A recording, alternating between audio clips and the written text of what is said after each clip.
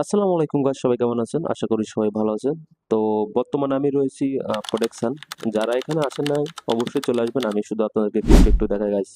Wow, জোস view, খুবই ভালো লাগছে এখানে আসার পরে। এবং আজকের এই জায়গাটা আপনাদেরকে ঘুরে ঘুরে দেখাবো। এখানে আসলে আপনার মানে অনুভূতিটাই পুরো চেঞ্জ হয়ে যাবে। আমরা আসছিলাম অলমোস্ট, এখন বাজে 11টার উপরে বাজে, 11:30 মতন বাজে। এই টাইমে আমরা এখানে আসার পরে যে ভিউটা দেখলাম, আর আজকে খুবই মানুষ এখানে কম ছিল, বেশি ছিল না। রবিবারে একটু বেশি হয় এখানের লোক।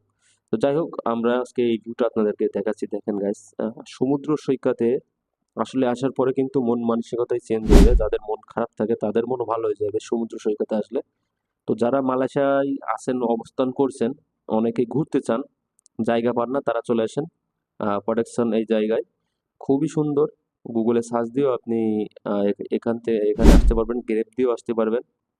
মানে গুগলে সার্চ দিয়ে গ্রেপ অর্ডার করে আপনি এখানে আসতে পারবেন। আর দেখেন, আমি আপনাদেরকে ভিউটা একটু দেখাই। খুবই সুন্দর। আর ওই যে আমার পিছনে দেখতে পাচ্ছেন যে বোটগুলো আছে, এগুলো কিন্তু আপনি ভাড়ায় নিতে পারবেন। মানে আপনি এগুলো বুকিং করে এখান থেকে নিয়ে আপনি সমুদ্রের ভিতরে যেতে পারবেন, এবং নির্দিষ্ট একটা জায়গা আছে, সেই জায়গায় কিন্তু আপনাকে এইগুলো নিয়ে ভ্রমণ করতে হবে। আপনি বেশি দূরে যেতে পারবেন না। আর গাইস দেখেন, এখানে কবুতর, কত সুন্দর একটি কবুতর। এই যে এই বোটটা দেখতে পাচ্ছেন, ওই পাশে আরেকটা স্পিড বোট আছে, একজন করে উঠতে পারবেন, বা 4-5 জন মিলে একটা নিতে পারবেন। সব সুবিধাই এখানে আছে।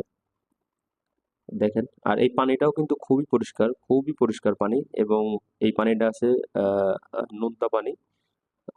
আমরা আর কি এখানে সুইমিং করছিলাম, সেই সুইমিং করার ভিডিও আমি এই ভিডিওতে দিচ্ছি না, অন্য ভিডিওতে দিব।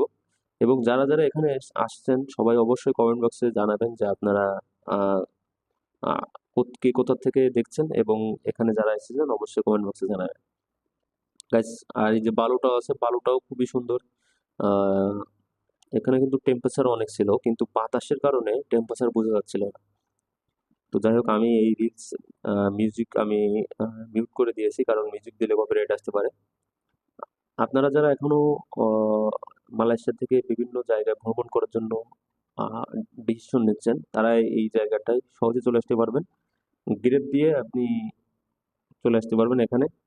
দিনের বেলায় ইন ড্রাইভেও আপনি আসতে পারেন। গ্রেপে একটু ভাড়া বেশি, আপনি ইন ড্রাইভে আসলে একটু ভাড়া কম নেবে। এবং গাড়ি বুকিং দিয়েও, যদি নিজস্ব কোনো ফ্রেন্ডের গাড়ি থাকে সেটা নিয়েও আপনারা আসতে পারবেন, সমস্যা নাই। খুবই ভালো।